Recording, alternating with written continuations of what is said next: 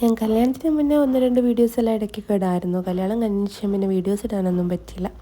അപ്പോൾ നമുക്ക് കൊടൈക്കനാൽ വരെ പോയി വന്നൊരു ട്രിപ്പ് കണ്ടാലോ? ആൾ ഓൾറെഡി ബുക്ക് ചെയ്തെല്ലാം സെറ്റാക്കി വെച്ചിരുന്നു. പക്ഷേ എനിക്കിത് പെട്ടെന്നുണ്ടായ ട്രിപ്പായിരുന്നു. ഞാൻ വൈകിട്ട് ക്ലിനിക്കിൽ നിന്ന് വന്നപ്പോൾ എന്നോട് ചോദിച്ചു കൊടൈക്കനാലിൽ പോവാം. സ്പോട്ടിൽ ഞാൻ വിളിച്ച് ലീവും പറഞ്ഞു. ഞാൻ പെട്ടിയും കടക്കി എടുത്ത് ഇറങ്ങിയ ആളുടെ കൂടെ. ഓൾറെഡി മടിവാളയിൽ നിന്ന് ബസ് ബുക്ക് ചെയ്തിരുന്നു. മടിവാളയിൽ പോയി ഞങ്ങൾ കൊടൈക്കനാലിലേക്കുള്ള സ്ലീപ്പറിൽ കയറി. ഞാൻ നന്നായി ഉറങ്ങി. ആൾ ഉറങ്ങിയിട്ടേ ഇല്ല. ഞാൻ കണ്ണുറന്നു അടിപൊളി കാഴ്ചകളെല്ലാം കണ്ടു.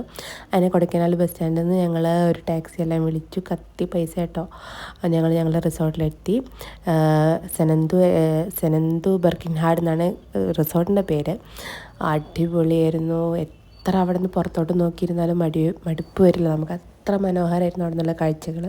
എനിക്ക് പുറത്തേക്കൊന്നും പോകാൻ താല്പര്യമില്ലായിരുന്നു. എനിക്ക് അവിടെ എൻ്റെ ഉള്ളിൽ തന്നെ അങ്ങോട്ട് പുറത്തോട്ട് നോക്കിയിരിക്കാനായിരുന്നു ഇഷ്ടം. വാഷ്റൂം ആണെങ്കിലും നമുക്ക് അവർ സർവീസ് ആണെങ്കിലും എല്ലാം അടിപൊളിയായിരുന്നു. അതിൻ്റെ ഇടയ്ക്ക് ഞങ്ങളെ കാണാൻ ഒരു ഗസ്റ്റ് എല്ലാം വന്നു.